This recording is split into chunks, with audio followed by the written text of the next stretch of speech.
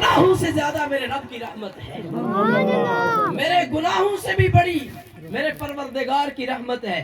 اب یہ جواب دیا نا تو اللہ کو ادا پسند آ گئی، خالق کائنات کو یہ جملہ پسند آیا، پروردگار عالم نے اس بندے کی بخشش اور مغفرت فرما دی، اللہ نے اس کے گناہوں کو نیکیوں میں بدل دیا۔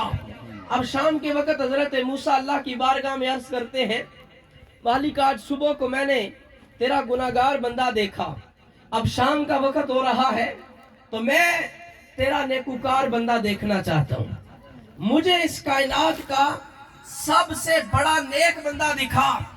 حضرت سیدنا موسیٰ علیہ السلام اللہ کی بارگاہ میں یہ التجا کرتے ہیں، رب دعا کو قبول کرتا ہے۔ اب پروردگار فرماتا ہے موسیٰ اسی رستے پہ چلے جاؤ جس رستے پہ صبح کھڑے تھے، جب سورج ڈوب جائے گا آخری بندہ اس وقت جو آئے گا وہ میرا سب سے بڑا نیکوکار انسان ہوگا۔ اب حضرت سیدنا موسیٰ علیہ السلام وہاں کھڑے ہیں، انتظار کر رہے ہیں، جب وہ وقت وہ گھڑی آتی ہے تو وہی انسان جو صبح کو آیا تھا، جس کو آپ نے صبح دیکھا تھا، ابھی بھی وہی انسان آتا ہے۔ اللہ کے نبی عرض کرتے ہیں مالک و مولا مجھے راز بتا، صبح کے وقت کے انسان گناہگار تھا، صبح کے وقت کے کائنات کا سب سے بڑا گناہگار، اور شام ہوتے ہی یہ بندہ نیکوکار بن چکا، مالک اس کا عمل بتا۔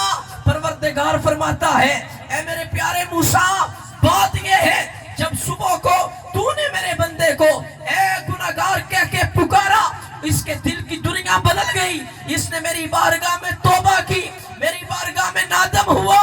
موسیٰ میں نے اس کی ندامت کو قبول کیا، اس کے سارے گناہوں کو معاف بھی کیا اور گناہوں کو نیکیوں میں تبدیل بھی فرمایا ہے، اسی وجہ سے اب یہ سب سے زیادہ نیکوکار بن چکا ہے۔ تو یہ ہمارے رب کی رحمت ہے کہ اللہ تعالیٰ کی رحمت جب جوش پہ ہوتی ہے گناہ معاف بھی کرتی ہے اور گناہوں کو نیکیوں میں تبدیل بھی فرما دیتی ہے۔ تو ہم اس رحمت کو صدا کرتے ہیں جس رحمت کے بارے میں اللہ کے نبی صلی اللہ علیہ وسلم ارشاد فرماتے ہیں، پیارے آقا علیہ السلام نے ارشاد فرمایا ان اللہ یبسط یدہ باللیل لیتوب مسیء النہار۔ آقا کونین فرماتے ہیں کہ اللہ تبارک و تعالی اپنا دست رحمت رات کو پھیلائے رکھتا ہے کہ میرے وہ بندے جنہوں نے دن کو گناہ کر لیے وہ میری بارگاہ میں معافی مانگے، میری بارگاہ میں توبہ کریں، میں ان کے گناہوں کو معاف فرما دوں۔ پھر آقا کونین فرماتے ہیں کہ وَإِنَّ اللَّهَ يَبْسُطُ يَدَهُ بِالنَّهَارِ لِيَتُوبَ مُسِيءُ اللَّيْلِ۔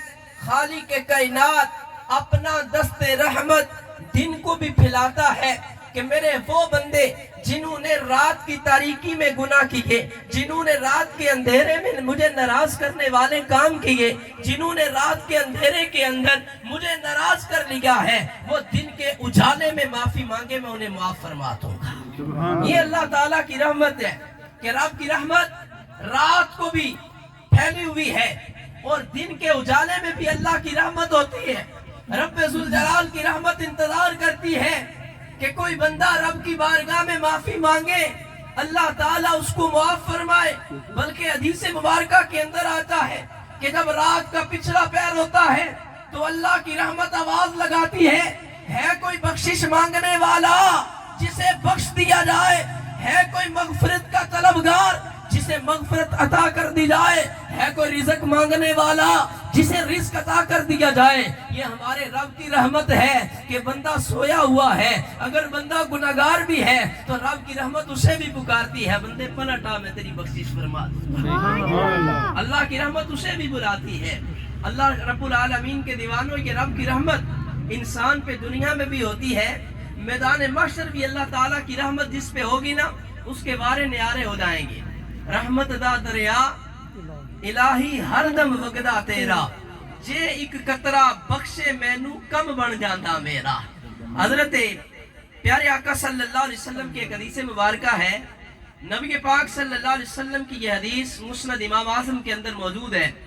آقا کونین فرماتے ہیں کہ جب قیامت کے دن جنتی جنت میں چلے جائیں گے اور دوزخی دوزخ میں چلے جائیں گے، اس وقت ایک اللہ کا بندہ دوزخ کی آگ میں جل رہا ہوگا اور وہ اللہ تعالیٰ کو یا حنانو یا منان کہہ کے پکارے گا، یا حنانو یا منان کا ورد کر رہا ہوگا۔